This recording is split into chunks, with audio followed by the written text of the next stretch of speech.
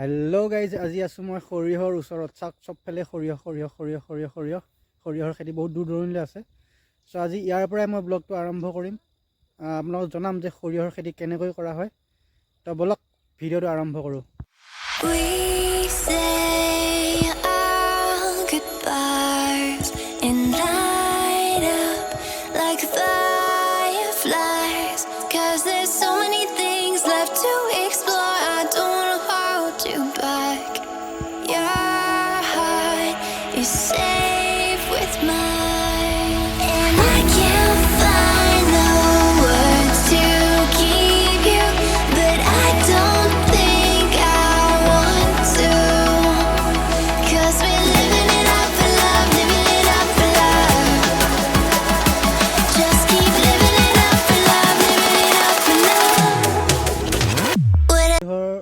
ওচৰৰ পৰাই সৰুকৈ আপোনাৰ খৰিহৰ বিষয়ে কিছু কথা জানাব বিচাৰিছোঁ যে অসমৰ মুঠ মাটিকালিৰ 2,38,000 হেক্টৰৰ আমাৰ সৰিয়হৰ খেতি কৰা হয়।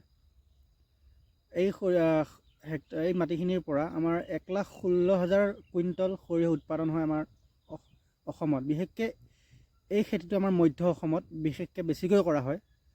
আৰু খেতি বুলি ক'লে জানেই গাঁৱলীয়া এটা যিটো পৰিৱেশ মনলৈ আহে, আৰু গাঁৱত এই খেতিবিলাক বেছিকৈ কৰা হয় যিহেতু। চ' যিটো পিয়ৰ যিটো মিঠাতেল, সেই মিঠাতেলটো আমাৰ গাঁৱৰ মানুহবিলাকে বিশেষকৈ খাব পাৰে। সৰিয়হৰ ফুলৰ যিটো সুন্দৰতাটো কথাই বেলেগ হয়। ইয়াত সকলোৱে চাগে বৰ্তমান যিহেতু সৰিয়হৰ দিন হয়, সৰিয়হটো খেতি প্ৰায় কৰিছেই, তো প্ৰায়খিনি চাগে বা সকলোৱে বুলি ক'ব পাৰি যে ক'ৰবাত নহয় সৰিয়হৰ ওচৰত ফটো শ্বুট কৰিছে। বিশেষকৈ মই দেখিছোঁ এই ফটোবিলাক প্ৰায়বিলাকৰ। তো যিহেতু ময়ো গাঁৱলীয়া ল'ৰা, তো গাঁৱতে এইবিলাক পৰিৱেশ আপোনালোকক প্ৰায় মই দেখাই থাকিব পাৰিম।